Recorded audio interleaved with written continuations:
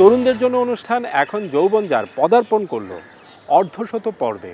আমরা সবসময় চেষ্টা করেছি আমাদের এই অনুষ্ঠানের মাধ্যমে এমন একটি ক্ষেত্র তৈরি করে দেয়া যেখানে তরুণরা তারা তাদের না বলা কথাগুলো বলতে পারে, তাদের অভিজ্ঞতাগুলো শেয়ার করতে পারে। আমরা চেষ্টা করেছি তরুণদের সম্ভাবনা এবং সমস্যার বিষয়গুলোকে তুলে আনতে। আমরা তরুণদের পাশে ছিলাম, পাশে আছি। আমরা তরুণদের কথা বলতে চাই, তরুণদের কথা শুনতে চাই, আর এই কারণেই তরুণদের নিয়ে আমাদের এই অনুষ্ঠান এখন যৌবনজার। আমি আশিকুর রহমান চৌধুরী আপনাদের সবাইকে স্বাগত জানাচ্ছি। প্রথমেই মনে করিয়ে দিতে চাই তরুণদের নিয়ে আমাদের এই অনুষ্ঠান এখন যৌবনজার এটি পাক্ষিকভাবে মঙ্গলবার প্রচারিত হয় সন্ধ্যা ৬টা ৪৫ মিনিটে। শুরুতেই থাকছে ক্যাম্পাস থেকে বলছি।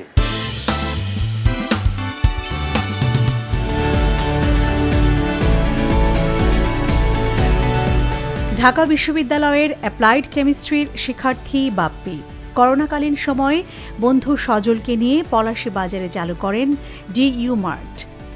সারা বাংলাদেশে ছড়িয়ে থাকা ঢাবি শিক্ষার্থীরা তার নিজের এলাকা বা গ্রামের ভেজালমুক্ত খাবার ও পণ্য বিক্রি করতে পারেন এই ডিইউ মার্টে। অর্থাৎ বাপ্পি নিজে যেমন উদ্যোক্তা হয়েছেন, তেমনি তিনি অন্য শিক্ষার্থীদেরও উদ্যোক্তা হওয়ার সুযোগ করে দিয়েছেন।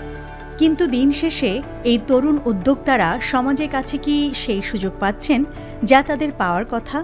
আমাদের নিরাপদ যে খাদ্য সামগ্রী আছে সেই খাদ্য সামগ্রী আমাদের বাংলাদেশে এখন অ্যাভেলেবেল না, তো আমরা সেই সুযোগটা নিয়ে কাজ করতে গেছিলাম। কিন্তু এখানে আপনার বলা যায় যে মানে টিকে থাকা খুবই টাফ। মানে আমাদের ওর চেয়ে হচ্ছে আপনার দেশের চেয়ে যদি দেশের বাইরে চলে যে শিক্ষার্থীরা আমার বন্ধু যারা গেছে তাদের লাইফটা সেটেল করা খুবই সহজ, কিন্তু আমাদের জন্য জিনিসটা খুবই কঠিন। আর নতুন উদ্যোক্তা যখন হয় তখন তাদের ফান্ডিং, সোর্সিং এই জিনিসগুলোও অ্যাভেলেবেল না।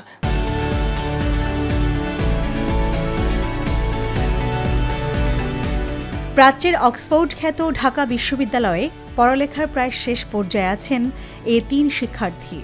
আশায় আছেন একটি ভালো চাকুরির, কিন্তু সেই আশা আদৌ পূরণ হবে কিনা এই নিয়ে দিন দিন হতাশায় পড়েছেন তারা। শুধু আমি না, মানে আমার যারা আছে বা আমার বন্ধু বান্ধব সবারই সরকার একই সমস্যা যে তার প্রাতিষ্ঠানিক শিক্ষার সাথে কর্মক্ষেত্রের কোনো সুযোগ নেই, কোনো যোগসূত্র নেই। কিছু লিমিটেড যে বিসিএস বা কিছু ব্যাংক সবাই প্রায় একই রকমের, মানে যে সাবজেক্টেই পড়ুক ব্যাংক অথবা বিসিএস। এডুকেশনের ক্ষেত্রে কোয়ান্টিটিকে প্রায়োরিটি দেওয়া হচ্ছে, কিন্তু কোয়ালিটি অনেক ক্ষেত্রে ডিক্রিজ করছে। কারণ একটা ইউনিভার্সিটি যে নিয়মে চলার কথা, যে ক্রাইটেরিয়াগুলো ফিল আপ করার কথা সেগুলো কিন্তু করা হচ্ছে না। দেখা যাচ্ছে আমার জন্য সুযোগটা একটু কম, কেননা আমার পরিবার থেকেও চাপ আছে। আমার সামাজিকভাবে আমাকে ভাবতে হচ্ছে এই জায়গায় আমি কতটা নিরাপদ হব বা কোনটা আমার জন্য ভালো হবে। একটা ছেলের জন্য হয়তো বা এটা এত কিছু ভাবতে হয় না। তরুণদের এসব হতাশা আমাদেরকে সত্যিই চিন্তায় ফেলে দেয়, কারণ এই তরুণরাই আমাদের দেশের সবচেয়ে বড় সম্পদ। আমাদের দেশের জনসংখ্যা জুড়ে প্রায় পুরোটাই রয়েছে তরুণ কিংবা কর্মক্ষম জনগোষ্ঠী। জনসংখ্যার এমন সুবিধাকে বলা হচ্ছে ডেমোগ্রাফিক ডিভিডেন্ড, যা কিনা আমাদের দেশে আর মাত্র কয়েক বছর আছে হাতের কাছে। ডেমোগ্রাফিক ডিভিডেন্ডের এমন সুবিধা পেয়েও আমরা কি সেটা কাজে লাগাতে পারবো না? অবশ্যই পারবো, পারতেই হবে। কারণ ইতিহাস বলছে যারা এই ডেমোগ্রাফিক ডিভিডেন্ডকে কাজে লাগাতে পেরেছে তারাই আজ উন্নত দেশ। এই জনশুমারিতে অবশ্যই যে এখন ওয়ার্কিং এজে পপুলেশন দেখতে পাচ্ছি 65.1% মানুষ হচ্ছে, এটা আর একটু বাড়বে সামনে 2037-38 পর্যন্ত আপনার বাড়ার পরে আবার দেখা যাবে তখন এই প্রপোর্শনটা কমা শুরু করবে। যতক্ষণ পর্যন্ত ওয়ার্কিং এজে পপুলেশনের প্রপোর্শন বাড়বে এটাকে আমরা বলি যে নির্ভরশীলতার হার, তখন আমরা ক্যালকুলেট করতে পারি। এখন নির্ভরশীলতার হারটা 2035 থেকে 37 পর্যন্ত আমাদের প্রজেকশন মডেল বলছে আমাদের বাংলাদেশের অনুকূলে থাকবে। এরপরে বয়স্ক মানুষের প্রপোর্শন অনেক বেড়ে যাবে এবং ইয়াং পপুলেশনের সংখ্যা যাদের 0 থেকে 14 বছর ওই সংখ্যাটা আরও কমে যাবে, কারণ তখন ফার্টিলিটি রেটের ক্ষেত্রে প্রজনন হার আরও অনেক কমে যাবে। তখন কমে গেলে দেখা যাবে যে এই যে প্রথম ডেমোগ্রাফিক ডিভিডেন্ড অর্জনের যে সময়টা আমাদের হাতে আর 15 বছরের মতো সময় আছে।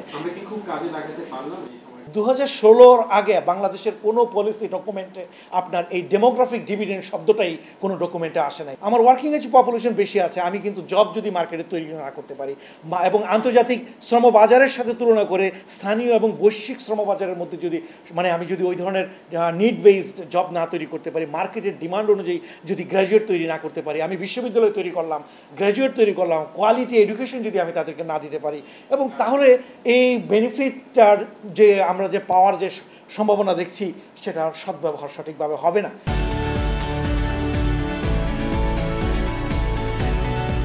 অনেক দেশের জনসংখ্যায় 4.5 কোটি হয় না, অথচ বাংলাদেশে 15 থেকে 29 বয়সী জনসংখ্যা এখন 4.5 কোটি। এর বাইরে কর্মক্ষম জনগোষ্ঠীর হিসেব যদি ধরা হয় তবে সেটি জনসংখ্যার প্রায় পুরোটাই জুড়ে। তারুণ্য নির্ভর এমন শক্তিতে আবার পুরুষের তুলনায় নারীরা সংখ্যায় এগিয়ে, কারণ জনশুমারি বলছে এদেশে বর্তমানে 100 নারীর বিপরীতে আছে 98 পুরুষ। এত অধিক সংখ্যক কর্মক্ষম নারী যেখানে আছে সেখানে তাদের কর্মে যুক্ত করার জন্য পরিবেশ সেটি কি খুব উপযোগী? নারীর একটা সার্বিক নিরাপত্তার ব্যবস্থা, হ্যাঁ, যে নারী যদি বাড়ি থেকে কর্মক্ষেত্রে যাওয়ার জন্য নিরাপদ বোধ না করে, কর্মক্ষেত্রে যদি নিরাপদ বোধ না করে এবং বাড়িতে তার যে দায়িত্বগুলো সে পালন করে থাকে সেই জায়গাতে যদি সে একটা নির্ভরযোগ্য সমর্থন না পায়, তাহলে তার জন্য আসলে কর্মক্ষেত্রে থাকা এবং কাজ করাটা এবং তার সবটুকু দেয়াটা যথেষ্ট চ্যালেঞ্জিং হয়ে যায়। এবং আমার কাছে মনে হয় যে এই চ্যালেঞ্জটি এখন অনেক একটা বড় চ্যালেঞ্জ হয়ে দাঁড়াচ্ছে নারীর জন্য। সবশেষ কথা হয় অর্থনীতির শিক্ষক ডক্টর মোহাম্মদ হিলালের সাথে।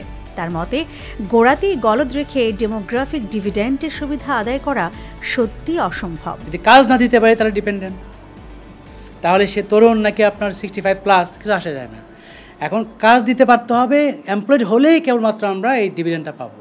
এখন আপনি যদি খালি সার্টিফিকেট সর্বস্ব এডুকেশন নিয়ে আসেন, আপনার যদি মনে করেন যে কোনো দক্ষতা না থাকে, আপনার যদি অ্যানালিটিক্যাল পাওয়ার না থাকে, তাহলে তাদেরকে আপনাকে হায়ার করবে কে? এবং আমরা কিন্তু আলটিমেটলি শিক্ষার যে গুণগত মান সেটা যেহেতু অনেক বেশি আপনার নিচে নেমে গিয়েছে, সেজন্য সাধারণ শিক্ষায় শিক্ষিত যারা তারা কিন্তু আপনার স্কিল শূন্য। তো এই স্কিল শূন্য দেখে দিয়ে আপনি ওই ডেমোগ্রাফিক ডিভিডেন্ড পাওয়ার ক্ষেত্রে ওদেরকে ইউজ করাটা কঠিন।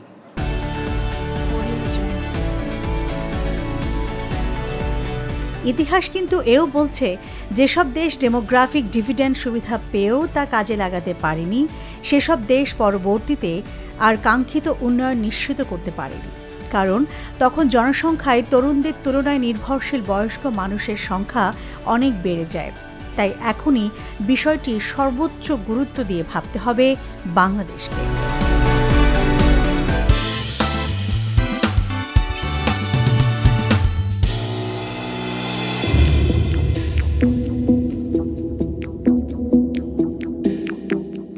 প্রথমবারের মতো দেশ পরিচিত হলো একজন মাদক বিজ্ঞানীর সাথে।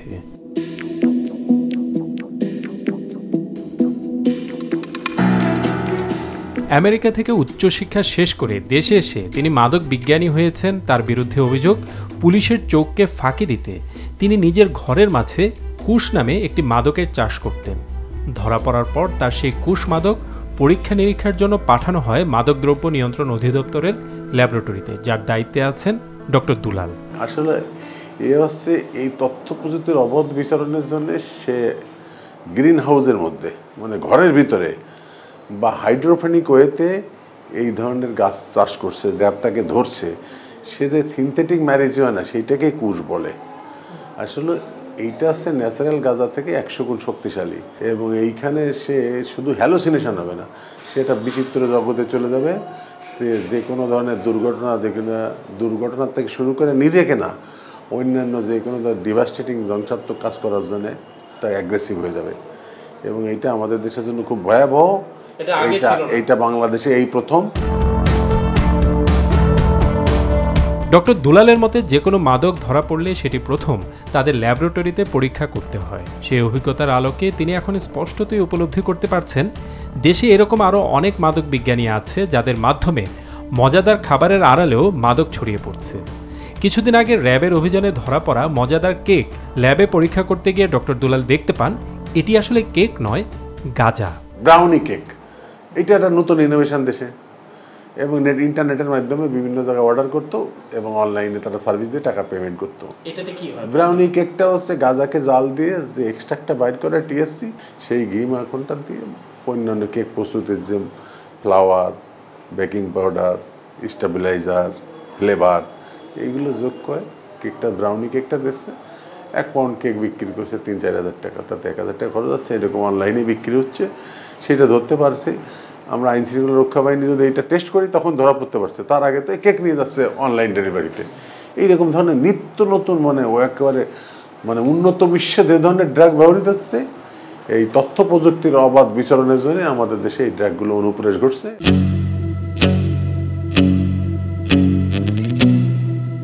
আরেক মাদক বিজ্ঞানী কানাডা থেকে পড়ালেখা শেষ করে ম্যাজিক মাশরুম নামে এক ধরনের মাদক এনেছেন বিশেষ কায়দায় মজাদার চকলেটের সাথে মিশিয়ে। মাশরুমের মতো দেখতে বলে এটা ম্যাজিক মাশরুম, এটা একটা কেমিক্যাল, একটা উদ্ভিদ, এটা সিলোসাইলোবিন, একটা মাদক দ্রব্য। ও নিয়ে আসছে, এটা চকলেট হিসেবে নিয়ে আসছে কানাডা থেকে, এক ধনাঢ্য সন্তান। ওই সেই এই মাদক বিজ্ঞানীর মতো সেও এক ধনাঢ্য সন্তান, সেও ঠিক এটাকে এইভাবে নিয়ে আসছে। আমরা প্রতিনিয়ত স্ট্রাগল করছি, নতুন নতুন মাদককে আমরা আইডেন্টিফাই করছি এবং আমরা আশ্চর্য হচ্ছি যে বাংলাদেশে এই ধরনের ড্রাগ তো জীবনে আগে ছিল না। মাদককে অবশ্যই আমরা না বলবো, কিন্তু কেউ যদি মজার কোনো খাবার খেতে চায় সেখানে কি না বলা যায়? অথচ মজার এইসব খাবারের মধ্য দিয়েই এখন মাদক ঢুকে পড়েছে। আবার পুলিশের চোখকে ফাঁকি দিতে ঘরের মাঝে মাদকের চাষ শুরু করে দিয়েছে মাদক বিজ্ঞানীরা। ভয়াবহ এই সমস্যার সমাধান অবশ্যই আমাদেরকে খুঁজে বের করতে হবে, কারণ আমাদের সবচাইতে বড় যে সম্পদ তরুণরা, সেই সম্পদ ধ্বংস করে দেওয়ার জন্য এই মাদকে যথেষ্ট, যা কিনা আমরা আফ্রিকার কিছু দেশের ক্ষেত্রে লক্ষ্য করেছি।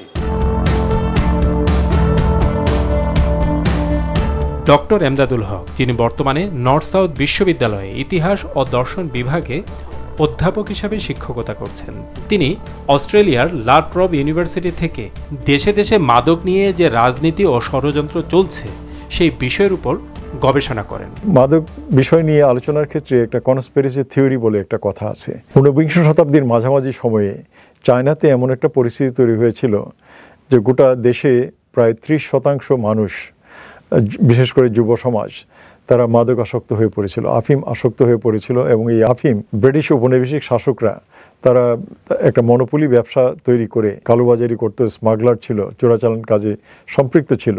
তারা চায়নার ভেতরে এই মাদককে তারা সরবরাহ করত এবং চাইনিজ সরকার দুটো যুদ্ধ করেও এটাকে থামাতে পারছিল না। চায়না একটা ঘুমন্ত জাতিতে পরিণত হয়েছিল এবং এই কনস্পিরেসি থিওরির বিষয়টি আজকে আফ্রিকার কোনো কোনো দেশের ক্ষেত্রে এগুলি ব্যবহার করা হচ্ছে। তাদেরকে যে শিক্ষা বঞ্চিত বা সুযোগ বঞ্চিত রেখে তাদেরকে শোষণ শাসনের সুবিধার্থে সেখানে মাদক সমস্যার বিস্তার ঘটানো হচ্ছে। আমরা কি আমাদের জাতীয় জীবনের ক্ষেত্রেও সেই ধরনের একটা পরিস্থিতির জন্য অপেক্ষা করছি, অথবা আমরা কি সেই পরিস্থিতির কাছাকাছি চলে এসেছি? এগুলি আমাদের আজকে উপলব্ধির বিষয়। ডক্টর এমদাদুল হকের মতে বাংলাদেশে মাদকের ভয়াবহ বিস্তারের পেছনের কারণগুলো নিয়ে আরও অনেক গবেষণা হওয়া দরকার। তবে গবেষণা ছাড়াও নিজের কাজ দিয়ে মাদকের বিস্তারের ব্যাপারে যথেষ্ট অভিজ্ঞতা রাখেন এমন একজনকে আমরা খুঁজে বের করি, যিনি বর্তমানে মাদকাসক্তদের কেন্দ্রীয় হাসপাতালে চিকিৎসার দায়িত্বে আছেন। তার মতে করোনা পরবর্তী মাদকের বিস্তার এক কথায় ভয়াবহ। পাশাপাশি বলবো মাদকের সহজলভ্যতা বেড়েছে এবং বাজারের অন্য কিছুর দাম বাড়লেও আমার যেটা ব্যক্তিগত পর্যবেক্ষণ, মাদকের দাম বোধহয় কমছে। এবং আগে যদি বলা যায় যে সাপ্লাই যে ধরনের হচ্ছে একটা অনিশ্চয়তা ছিল বা বলা যায় একটা সিস্টেমেটাইজড হয়েছে, এবং যেটা হয়তো বা ছিল কিছু গুটি কয়েকের মধ্যে ছিল, সেটা একেবারে গ্রামের প্রান্তিক পর্যায়ে চায়ের দোকান পর্যন্ত চলে গেছে। ঢাকা বিশ্ববিদ্যালয়ের অপরাধ বিজ্ঞান বা ক্রিমিনোলজি বিভাগে ড্রাগস, ক্রাইম এবং সোসাইটি নামে বিশেষ একটি কোর্স চালু রয়েছে। সেখানে নানা গবেষণার মাধ্যমে দেখানো হয়েছে কিভাবে মাদক একটা দেশের তরুণ সমাজকে নিষ্ক্রিয় করে রাখে এবং গোটা সমাজকে অনিরাপদ করে রাখে। আমরা সবসময় যেটা ক্রিমিনোলজিতে বলি যে মানুষ একজন র্যাশনাল হিউম্যান বিইং, সে তার ভালো মন্দ খারাপ ভালো বা বেনিফিট কস্ট বুঝে। সুতরাং যখন তাকে ড্রাগস দেওয়া হচ্ছে বা সে ড্রাগস নিচ্ছে তখন কিন্তু সে বুঝতে পারছে না যে আমার এই কাজটির আসলে কনসিকুয়েন্স কি। আমি খুন করলে যে একজন মানুষ ফেরত আসবে না, অথবা আমি রেপ করলে তার যে ফিজিক্যাল হার্মটা হচ্ছে, অথবা আমি দেশের আইনে একটু অপরাধ করছি, এই হিতাহিত জ্ঞানটা থাকে না। তো যার জন্য ড্রাগস নেওয়া বা ড্রাগস চোরাচালান করা, ড্রাগস ট্রান্সপোর্ট করা যেমন একটি অপরাধ, ড্রাগস অনেক সময় দেখা যায় বিভিন্ন অপরাধের মূল কারণ হিসেবেও কাজ করে।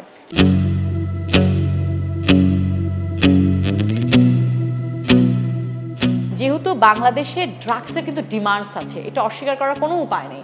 কারণ একটি বড় জনগোষ্ঠী কিন্তু আমাদের দেশে বিভিন্নভাবে মেন্টাল ডিসঅর্ডার, মেন্টাল হেলথের বিভিন্ন প্রবলেমে ভুগছে। বিভিন্ন ধরনের সামাজিক প্রবলেম আসছে, আর লিভ টুগেদার বেড়ে গেছে, এক্সট্রা ম্যারিটাল অ্যাফেয়ার বেড়ে গেছে, সন্তানের সাথে মা বাবার দূরত্ব বেড়ে গেছে, এলিয়েনেশন বেড়ে গেছে সন্তানদের মধ্যে।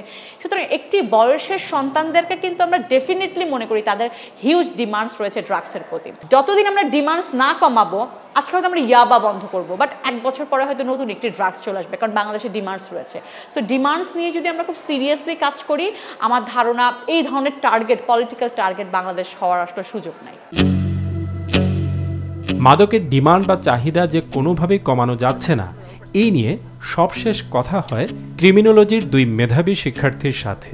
30 কেজিরও বেশি ক্রিস্টাল মেথ পাওয়া গেছে, যার সোর্স হচ্ছে মিয়ানমার, এবং এই মিয়ানমার আমাদের সাউথ এশিয়া এবং সাউথ ইস্ট এশিয়া মার্কেটকে টার্গেট করে এই ক্রিস্টাল মেথগুলো প্রডিউস করছে, যার একটা মেজর ট্রানজিট হচ্ছে বাংলাদেশ। তো এই জন্য বাংলাদেশে যেহেতু এখন খুবই সহজলভ্য, যদিও পুলিশ বলে যে এটা পাওয়া যাচ্ছে না বা এটার সোর্স পাওয়া যাচ্ছে না, রাতের বেলা হল থেকে বের হলে আমরা বন্ধুরা দেখতে পারি যে এটা ম্যানেজ করতে পারছে। তো আমরা বলতে পারি যে এই জিনিসটা অ্যাকচুয়ালি ম্যানেজ করা যায়, বাট কোনো কারণে, কোনো পলিটিক্যাল কারণে বা কোনো অন্যান্য হয়তো বা অজানা কারণে এটা ধরা হচ্ছে না। বেশিরভাগ ক্ষেত্রেই যেটা দেখা যায় যে কনজিউমারকে এক ধরনের হিসাব করে, কনজিউমার বলতে আমি বলতেছি গ্রাহক, মাদকের গ্রাহক যারা, তাদেরকে এক প্রকারের দেখা হয় যে ওরাই যেহেতু অপরাধী ওদেরকেই ধরা হয়। কিন্তু একই সাথে মাদকের যে সোর্স, অর্থাৎ যে উৎপত্তি স্থল, সেই উৎপত্তি স্থলকে কখনো চার্জ করা, বেশিরভাগ ক্ষেত্রেই চার্জ করা হচ্ছে না।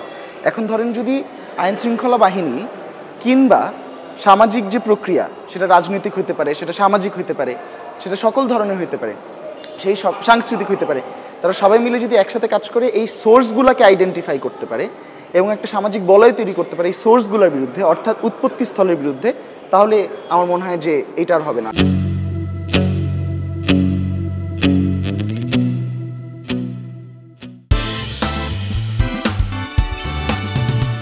লোকজন দেখতেছে একটা চাকরি চাইতে গেলে বা পাইতে গেলে অনেক টাকা লেনদেন করা লাগতেছে। করাপশনের মধ্য দিয়ে তো ভালো কিছু আবার তৈরি হবে না। এখানে সবসময় একটা জিনিস মাথায় ঢুকাই দেওয়া হয়েছে যে এই দেশ তোমার কিছু দিতে পারবে না, তুমি নিজের মতো করে একটা চাকরি যাই পারো দেশ থেকে চলে যাও। কথা যদি ব্রেইন দিয়ে বলেন মানুষ শুনবে না, কথা হৃদয় দিয়ে বলেন। ব্যারিস্টার সুমন, তরুণদের কাছে তাকে আলাদাভাবে পরিচিত করার খুব বেশি প্রয়োজন নেই, বরং তিনি আমাদেরকে সমাজের নানা অসঙ্গতির ব্যাপারে এমনভাবে পরিচিত করছেন জানিয়ে আমরা অনেকেই ভাবি না বা ভাবলেও কথা বলি না। এই কথা বলার কারণে ব্যারিস্টার সুমন আজ অত্যন্ত পরিচিত একজন মুখ। তরুণদের এই অনুষ্ঠানে আজ বিশেষ অতিথি হয়ে এসেছেন ব্যারিস্টার সুমন, এবং তিনি অবশ্যই কথা বলবেন তরুণদেরকে নিয়ে। যদি আরো লাগে কথা দিয়ে যাইতেছি আপনাদেরকে, যদি পানি নামতে দেরি হয়, কোনো সমস্যা হয়, আমারে নক করবেন, যা টাকা আছে, যা পয়সা আছে সব লইয়া আপনাদের এখানে হাজির হইব। বর্তমান প্রজন্মের তরুণদের মধ্যে এক ধরনের হতাশা লক্ষ্য করা যাচ্ছে। আপনার কি মনে হয় এই হতাশার কারণ কি হতে পারে? আমার কাছে মনে হয় যে মাঠগুলা দখল হয়ে গেছে, এন্টারটেনমেন্টের জন্য কোনো ব্যবস্থা নাই, সিনেমা হলগুলোও তো প্রায় বন্ধের মতো অবস্থা। তো আপনি যে সব জিনিস দিয়ে আপনি তরুণদেরকে একটু ব্যস্ত রাখার কথা ছিল, যারা এই সব তরুণরা যেভাবে প্রিপেয়ার্ড হওয়ার কথা ছিল বাংলাদেশ বিনির্মাণে, এই জিনিসগুলো তো সব আপনি দখল করে ফেলছেন। এই করাপশনের মধ্য দিয়ে তো ভালো কিছু আবার তৈরি হবে না। আপনি করাপ্টেড কোনো একটা জিনিসের বাই প্রোডাক্ট তো আপনি আলটিমেটলি শেষ পর্যন্ত কোনো ভালো পজিটিভ কিছু আনবে না। লোকজন বেরোতে পারতেছে না, রাস্তায় জ্যাম, লোকজন চাকরির ক্ষেত্রে গিয়ে দেখতেছে চাকরি নাই, লোকজন দেখতেছে একটা চাকরি চাইতে গেলে বা পাইতে গেলে অনেক টাকা লেনদেন করা লাগতেছে, লোকজন থানায় গেলে দেখতেছে যে এখানের মধ্যে নির্যাতনের বিশাল একটা বহর হচ্ছে, আপনি ল্যান্ড অফিসে গেলে যখন দেখতেছে যে না এখানে কোনো ভবিষ্যৎ নাই, পড়াশোনায় দেখতেছে ভবিষ্যৎ নাই, ওই কারণে মানুষের মধ্যে একটা ডিস্টারবেন্স তৈরি হয়েছে। তারা পানি ভাঙ্গে আইলে না বুঝবেন মানুষের কষ্ট। ওই নদীর ওই এই বিষয়ে কোনো সন্দেহ নেই যে আমাদের তরুণরা অনেক মেধাবী, কিন্তু দেখা যাচ্ছে ইদানিংকালে মেধাবী তরুণদের একটা অংশ দেশে থাকতে চায় না এবং তারা দেশটাকে খুব একটা ওন করতে চায় না, যেটাকে আমরা বলছি ব্রেইন ড্রেন। এটা কেন হচ্ছে? শুনেন, একটা বিষয় হচ্ছে গিয়ে যে মানুষগুলা এই দেশের বিভিন্ন জিনিস ব্যবহার করে এরা অনেক ব্রেইনের মালিক হয়ে গেল বা মেধাবী হয়ে গেল, এরা কিন্তু প্রথম থেকেই এদের টেন্ডেন্সি ছিল একটা চাকরি পাওয়া, একটা ভালো একটা অবস্থানে যাওয়া। ভালো অবস্থানটার কারণে দেশটাকে বড় করা, দেশটাকে ভালো করা, এই উদ্দেশ্য এরা খুব কমই পাইছে জীবনে। বা এদের উপর থেকেও আবার এদের আগের যে প্রজন্মের যারা, তারাও মাথাটা এইভাবে ঢুকায় নাই যে ফার্স্ট প্রায়োরিটি হচ্ছে গিয়ে দেশকে করা, সেকেন্ড প্রায়োরিটি হচ্ছে গিয়ে তুমি তোমার মতো করে প্রতিষ্ঠা লাভ করা। এখানে সবসময় একটা জিনিস মাথায় ঢুকাই দেওয়া হয়েছে যে এই দেশ তোমার কিছু দিতে পারবে না, তুমি নিজের মতো করে একটা চাকরি টাকরি যাই পারো দেশ থেকে চলে যাও। তখন এই মেধাবীরা যখন সুযোগ পায় তখন আর কোনোভাবেই এই দেশ এদেরকে আর আটকে রাখতে পারে না। ঢাকা মেডিকেল কলেজের মাঠে ফজলে রাব্বি মাঠে খেলতে আসছি। তো এখানে আরেকটা বিষয় যেটা হয় যে প্রায় জেনারেশনকে দায়ী করা হয় যে এখনকার জেনারেশন একেবারে নিষ্ক্রিয়, তারা রাজনীতি নিয়ে চিন্তা করে না বা তারা দেশ নিয়ে চিন্তা করে না। আপনি কি সেরকম কিছু মনে করেন? আমি একদম এটা মনে করি না। আমি বিশ্বাস করি যে হচ্ছে গিয়ে এই জেনারেশন বরং কিছু সত্য কথা বলার সাহস রাখে। এই জেনারেশন তো আগের জেনারেশনের লোকজন তো দেখেই নেই কিছু, ফেসবুক ছিল না, মিডিয়া ছিল না, কিচ্ছু ছিল না, একটা কাগজ পত্রিকা আর একটা টিভি ছাড়া তো কিছুই ছিল না। এখনের জেনারেশনের মানুষ ফেসবুকে দেখতেছে, শুনতেছে, কম্পেয়ার করতেছে, এরা এখন দেখতেছে এবং বলতেও শিখতেছে। আগের জেনারেশনের মানুষ দেখেও নাই, আর বলার ব্যাপারে ওর অনেক রিজার্ভেশন ছিল যে আমার বাবাকেই তো আমি বলতে শুনছি এই তোমরা ওইগুলো বুঝবা না, মানে একটা গুজামিল জিনিসকে বলতেন উনি তোমরা এগুলা বুঝবা না। কিন্তু এখন তো আমি আমার ছেলের এইভাবে বুঝাইতে পারি না, আমার টু দা পয়েন্টে বুঝাইতে হয় যে কেন আমি এই কাজটা করছি। তার মানে তারা নিষ্ক্রিয় না। আপনারা এদেরকে কোনো কাজই দিতে পারেন না, আপনারা তাদেরকে নিষ্ক্রিয় বলেন কিভাবে? কিন্তু বিভিন্ন প্রয়োজনে আমরা কিন্তু তাদেরকে খুব বেশি অ্যাক্টিভ দেখি না, যে আনতেও তো পারি না। আপনি অ্যাক্টিভ দেখেন, এত ইয়াং সোসাইটি আমাদের মধ্যে। আপনি আমার ফুটবল খেলাগুলোতে যান, হাজার হাজার দর্শক হচ্ছে, ছেলেরা পাগলের মতো এসে খেলা দেখতেছে। দেখা যাচ্ছে যে অনেক লেজি কিন্তু খেলা দেখতে চলে আসছে 90 মিনিট। কিন্তু মানুষের মধ্যে এই উন্মাদনাটা তো আনতে হবে, আপনার প্রতি বিশ্বস্ততা থাকতে হবে একটা মানুষের, যে আমি যে আপনার কাছে আসবো, আপনার কাছে অনেক কিছু আছে অফার করার মতো। আমাদের ইয়াং সোসাইটি দেখতেছে যে যাদের কাছ থেকে আমরা পাওয়ার কথা তারা কিছু দিচ্ছে না। তো আপনি যাদের কাঁধে মাথা রেখে আমাদের কাঁদতে পারার কথা, আমাদের গার্জিয়ান যারা, তারাই তো আমাদের কাঁদার কারণ এখন। এই জন্য ইয়াং রাতে তো আপনি অ্যাক্টিভেট করতে পারবেন না। মাদারীপুর থেকে 9টা ছেলে আইছে, সেই মাদারীপুর শরীয়তপুর আমাদের এখান থেকে প্রায় 300 কিলোমিটার দূর। তারা নিজেরা চান্দা তুললা একটা ট্রাক মাল নিয়ে আইছে। আপনাকে আমরা যেভাবে দেখি, মানে বিশেষ করে আপনার প্রতিটা কথা আমরা মন্ত্রমুগ্ধ হয়ে শুনি, তরুণরা শুনে, এটার মূল কারণটা কি? শুনেন, কথা যদি ব্রেইন দিয়ে বলেন মানুষ শুনবে না, কথা হৃদয় দিয়ে বলেন, হৃদয় থেকে যে কথাগুলো আসবে। আপনার একটা কথা আসতে গেলে এখানে ভিতরে আমি কি পরিমাণ পুরাইছি আমি জানি। আমার জীবনের যা যা ছিল সব যখন আমি ছেড়ে দিছি, এরপরে পুড়তে পুড়তে যখন এই জায়গাটা হৃদয় থেকে যখন মানুষের কষ্টে আমার কথা বের হয়, এটা তো আমি কথা মনে করি না, মনে করি আমার হৃদয়ের যে মানে ভিতর থেকে উৎখাত হওয়া যে জিনিসগুলা। তো হয়তো কোনো কারণে আমার চোখের মধ্যে এগুলো আসে, মানুষ হয়তো আপন মনে করে, মানুষ তারই একটা প্রতিচ্ছবি দেখতে পায়, সে যে কথাটা বলতে চাইছিল এই কথাটাই হয়তো আমি আমার হৃদয় থেকে বলি, এই জন্য মানুষ কথা শোনে। তার মানে এই সত্য কথা বলার মতো সৎ সাহস সেটা আমাদের সবারই থাকা উচিত ছিল। এইটা তো একজন মানুষ হিসাবে থাকার কথা ছিল, একদম ইনহারেন্ট। কিন্তু আমরা এত দুর্বল মানুষ হয়ে গেছি, এখন সত্য কথা বললে মানুষ প্রশংসা করে, বলে যে আরে একটা লোক সত্য কথা বলতেছে। আরে এটা তো প্রশংসার বিষয় না, মানুষ হিসাবে জন্মাইলে সে সত্য কথা বলবে। আমরা এত খারাপ হয়ে গেছি যে আমরা এখন নির্বাচনে আমরা ভালো মানুষ খুঁজি না, আমরা বলি যে এটা কম খারাপ, এটারে ভোট দাও। এই পর্যায়ে চলে গেছে, আমরা ভালো মানুষ তার খুঁজেই পাই না, বলি যে না এটা কম গুন্ডা আছে, এটা কম লুটপাটকারী আছে, এটারে কোনোভাবে বানাও। তাই আমাদের অপশনই তো কমে গেছে।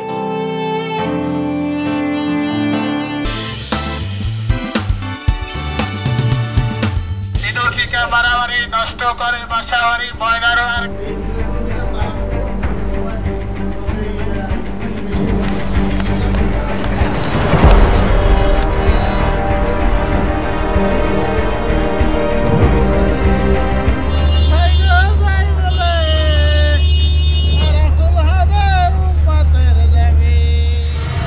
কোনটা সত্য?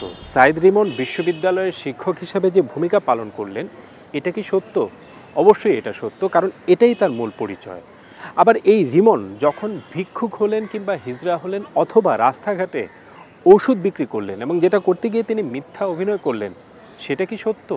সেটাও সত্য, কারণ তার ওই মিথ্যার মাঝে লুকিয়ে আছে সত্যের অনুসন্ধান। রিমন তার চিন্তাকে এমন পর্যায়ে নিয়ে গেছেন যেখানে তিনি বিশ্বাস করেন সমাজের অবহেলিত নিপীড়িত মানুষকে বোঝার জন্য তাদের সাথে মিশে যেতে হবে, প্রয়োজনে তাদের চরিত্র ধারণ করতে হবে। নর্দার্ন ইউনিভার্সিটির শিক্ষক হিসেবে যিনি ক্লাস নিচ্ছেন তিনি সাইদ রিমন। আবার রাজধানীর রাস্তায় যাকে হিজড়া হিসেবে দেখা যাচ্ছে তিনি সেই একই ব্যক্তি, অর্থাৎ তিনিও সাইদ রিমন। নিজের শিক্ষকের পরিচয় আড়াল করে সমাজের পিছিয়ে থাকা জনগোষ্ঠীর প্রকৃত দুরবস্থা উপলব্ধি করার জন্য রিমনের এমন ভিন্নধর্মী চেষ্টা।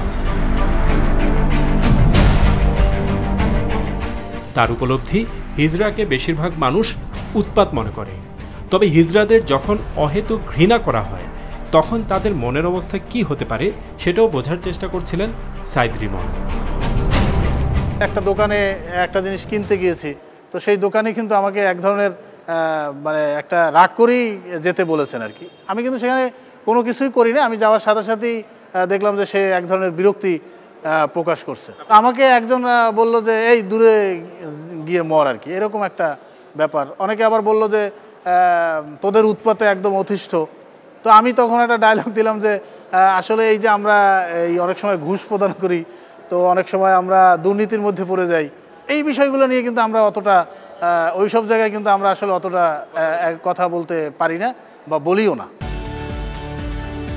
টেক্সটাইলের শিক্ষক সাইদ রিমন দারুণ জনপ্রিয় তার শিক্ষার্থীদের কাছে, কারণ তারা জানে তাদের শিক্ষক রিমন কেবল মানবিকতার কথা বলেন না, মানবিকতার প্রকৃত অনুভূতি ধারণ করার জন্য তিনি নানা চরিত্রে মিশে যান। এই যেমন তিনি মিশে গিয়েছিলেন একজন অন্ধ ভিক্ষুকের ছদ্মবেশে।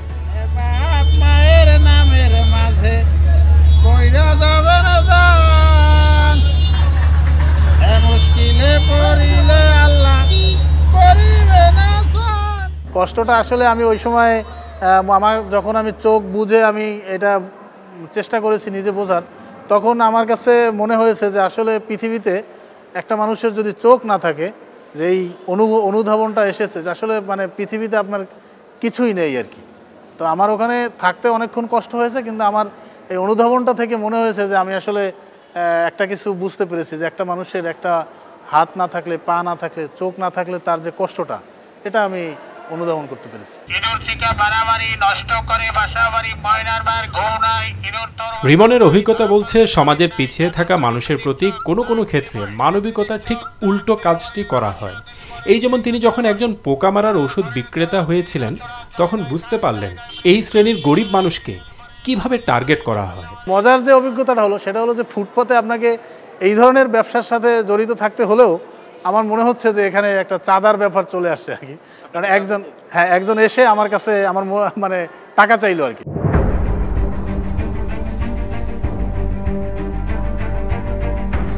সমাজের অবহেলিত নিপীড়িত মানুষের কষ্ট সরাসরি অনুভব করার জন্য নানা ছদ্মবেশে রাস্তায় রাস্তায় ঘুরেন টেক্সটাইল ইঞ্জিনিয়ার সাইদ রিমন।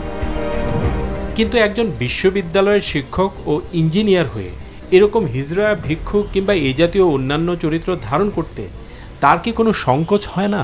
এটার মধ্যে লজ্জার কিছু আমি কখনোই মনে করি না। আমি মনে করি আমি একজন শিক্ষক, একজন বস্ত্র প্রকৌশলী, তো এখানে আমি মনে করেছি আমার স্টুডেন্ট লাইফ থেকেই আমি এই কাজটা করেছি। তো বিভিন্ন সময় এর বিভিন্ন কথাবার্তাও যে আসে না এরকম না, কে কি বললো এটা নিয়ে আসলে আমার খুব একটা মানে আমি চিন্তা করি না। আমি আমার একটা বার্তা আমি মানুষের মধ্যে দিতে চাই, মানবিকতার বার্তা ছড়াতে চাই, এটাই আমার মূল উদ্দেশ্য। আপনাকে যে ওখানে গিয়ে আমার মতোই সেজে করতে হবে আমি আসলে সেই মেসেজটা দিতে চাই না, কিন্তু আমি চাই যে এই ছবিটা দেখে মানুষ যাতে আপনার মধ্যে সেই ফিলিংটা আসে যে আমি এই মানুষটার প্রতি আপনি হয়তো দাঁড়িয়ে একটু ফিলিং নেওয়ার চেষ্টা করেন যে কত কষ্টে এই মানুষটা আছে, দেখবেন যে আপনার জীবন অনেক সহজ হয়ে গেছে।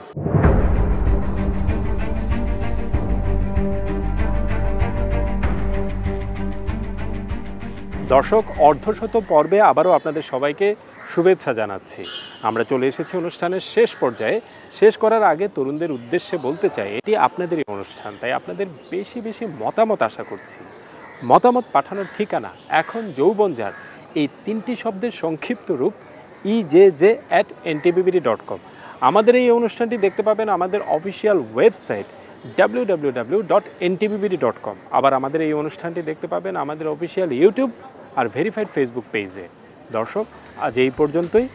ভালো থাকুন, সুস্থ থাকুন, নিরাপদে থাকুন আর অবশ্যই আস্থা রাখুন তারুণ্যের শক্তির উপর।